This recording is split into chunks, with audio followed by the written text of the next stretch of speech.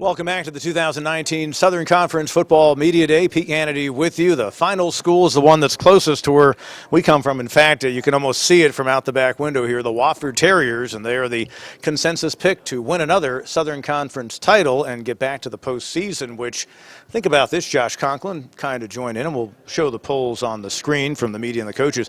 It would be a seventh trip to the playoffs for this program this decade, 7 out of 10 years. Pretty good stuff. It's a bar, but in your first season, you came in last year, won 9 games, got the team back. But I guess expectations are a good thing. Now you got to live up to them. Yeah, no, I think the one thing that we talked about, as a coaching staff, and we've talked to our players really daily is, we want to be an elite program in this country. We want to be a top-tier FCS program. And so those are the expectations. I think what the senior class was capable of doing and did with the three playoff appearances, the 2 back-to-back Southern Conference championships, really has set that in stone. Offensively, things continue to transition. Last year you threw it a little bit more. You got a couple of quarterbacks back in Joe Newman and Miller Mosley, and also you got another guy coming in, Peyton Derrick. Maybe this is a program that had done such a great job running a kind of a double wing or that kind of style offense or a wing T, but you're evolving, still a running game, maybe still some option, but maybe trying to evolve the offense as you go on here. Yeah, we're always going to be established at the line of scrimmage. I mean, we want to have a big physical offensive line because we want to run the football, we want to control the clock, we want to do those things, but we also want to be able to push the ball down the field and create those explosive plays, and we'll continue to evolve the offense moving forward. We had a great spring and did some new things and some different things, but, we spent 90% in the gun last year, so we're not doing as much under center, but continuing to evolve that passing game will always be something that we'll try to do here for the next 2, 3, 4 years. Defensively, you got 5 starters back. Says a lot that 2 of the guys who moved on ended up with NFL teams and will be going to camp with the Cardinals, Miles Brown, and with the Titans, JoJo Tillery. But you've got some guys back, pretty good players. Linebackers anyone in the country would like to have. The 2 Wilsons, Jireh and DT. You got Thad Mangum up front. Talk about evolving the defense in year number 2, a D that led this league in just about everything. Yeah, one of the things when we came in we felt like we needed to address is we want to play more sub packages. We want to do more sub package with our defensive backs, nickel, dime, third down packages. So in order to do that, we had to go recruit some more guys to be able to put those guys on the football field. So we're right now we're in the process of continuing to evolve that, and 3 down, 4 down, be more multiple. Those are all things we're going to look at and continue to develop as well.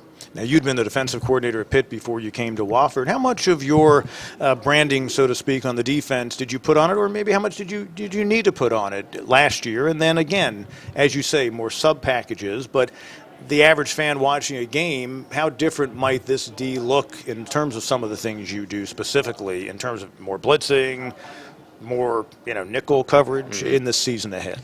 Well, I think the casual fan probably doesn't notice the differences. You see three down linemen and 4 linebackers and 4 defensive backs, but I think the person that knows kind of what they're looking for understands that we pressured a lot more last year. We gave more multiple looks on 3rd down, and those are all things that I want to do as a defensive guy. And my background, I feel like I can help our football program there the most, and so we'll continue to stay in there. But I'm not going to micromanage those guys. Sure. It's Coach Seifkus and that defensive staff, and they're forming it and molding it. And I'm always going to help as much as I can and do what I need to do to make sure we navigate the landmines. We talk about your running game, and again, you've got Nathan Walker back at fullback. Blake Morgan, who got hurt last year, was having a great season. In fact, he was your leading receiver, I think, when he got hurt. But you do have some guys that can catch the football and make plays on the boundary. A couple of guys stepped up last year, veterans. I know you've got 4 freshman receivers coming in, but maybe you have more playmakers on the boundary than people realize. No, we do. I think we've got some young guys that have the ability to do that. And the thing for us, that we wanted to do is we wanted to be able to get the ball in our playmakers' hands, and that's part of the evolution of option football. I mean, we don't want the defense to dictate how we're gonna operate and who we're gonna get the ball to. We want to be able to open it up more and get the ball into T.J. Luther's hands and Van Cleve's hands. So we have packages. We continue to evolve that offensive scheme, like you said before, and hopefully get those guys the football because they do have the ability to do some special things, I think, in space. Coach, we close with you. Let's take a look at your schedule. Out of the gate, you got a chance to make a statement outside of the conference, South Carolina State, and then after an open date, an early opportunity to put down a stake, so to speak, here in the SoCon. Yeah, no, I mean, Sanford, when you look at that game, that'll be a great game for us to open up with. They've been our Achilles heel a little bit. We have not got a win against them in a few years, so it'll be a challenge right from the get-go, and good for our football program. And few teams can say they are playing the defending national champion in the college football playoff this year.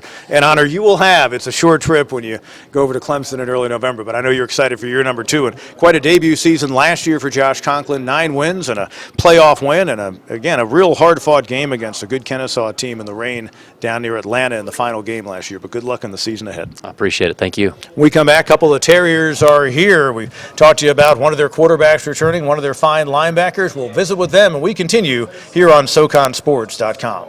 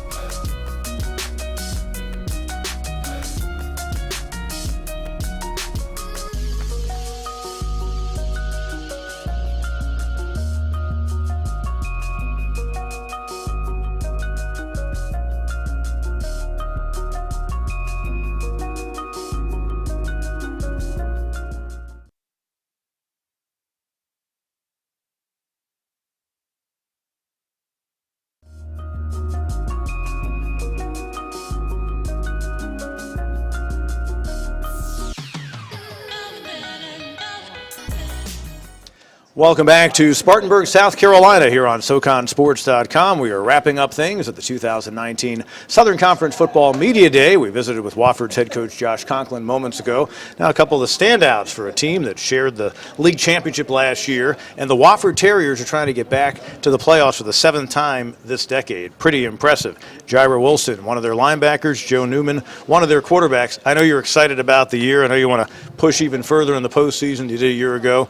Start out from the offensive side of things, and of course it's a Wofford team that with Miller Mosley also at quarterback. There's also a newcomer. You might share snaps, but you've got an offense that now has been kind of transitioning from just being very run and option heavy to doing a lot of things. You run it well, and you're starting to throw the ball a little bit more. At least that's what I saw last year, and I hear it's kind of even growing into this season.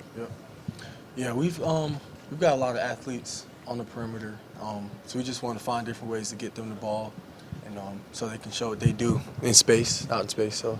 And you've got speedsters like a T.J. Luther, Demarie Van Cleve, to go with returnees like Dorian Lindsay. And I know you've got some freshmen coming in, and you'll really get a good feel for them in the preseason. But it's almost as if now you've got the weapons to make that transition. Is it simply a matter of getting the guy the ball in space? Exactly. Yeah, that's exactly what it is. We feel like coach has done a great job of recruiting and bringing guys in that are able to make plays and be explosive. So that's the direction our offense is headed, and we definitely have the skilled players to do so. Jireh, you're part of a defense that led the conference just about everything. You were top 10 in the FCS in a lot of the categories. You did lose about half a dozen starters. 2 of those guys ended up in NFL camps, but a pretty good nucleus coming back. How much will some of the new faces change kind of the overall look, I should say, or maybe even play of this defense? Do you sense it being some things will have to radically be adjusted, or what's your confidence level in that regard?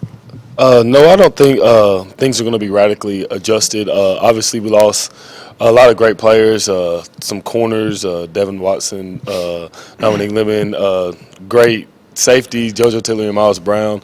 But we have people who play. We've was talking to someone earlier, and we were talking about how we had the most people with over 30 tackles in the country last year. It was like 12 or something like that. Yeah. And that just helps us be so well-rounded. Everyone knows their role. Everybody knows what their job is, and by doing that, we can stay being fresh.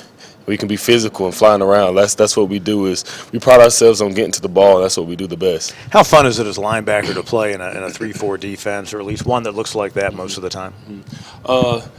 It's very fun, actually. I mean, we do a lot of different things. It's tough because there's a lot of adjustments we have to do based on offense. Offensives run so many different schemes now, and my position specifically to the field, we have to adjust and do different things based on what the offense is giving us. But it helps you really understand the game and how the game flows, so it's good. Joe, you're a team that on the preseason polls for the coaches and media, folks are pointing at the Wofford Terriers and saying you can and should win the league again. So going into the season with the expectations, is that something that you guys will maybe talk about in preseason? And at this point, you've been through enough in your career, it's probably not pressure, but how would you kind of describe being the hunted, so to speak? Well, I feel like we've kind of always been the hunted. It's not really something we'll focus on or talk about as much going into the season. It's not really that important to us. It's obviously something to be, proud of, and it's a good thing to be on top. But preseason is just a preseason. What matters is the actual season. So we just try to keep moving forward and kind of let that be what it is. Sure. Stay in the preseason. Yeah. Early on, you open up conference play in your second game, coming off an open date against Sanford. Now, you're not going to have to see Devlin Hodges anymore. You probably felt like he'd been there for a decade. But that'll be an early opportunity, maybe as early as – this program has played some early SoCon games, but it's always great to have that first game or two, I would think, in conference plays. So you can kind of establish your mark in the league, especially when you're the favorite team.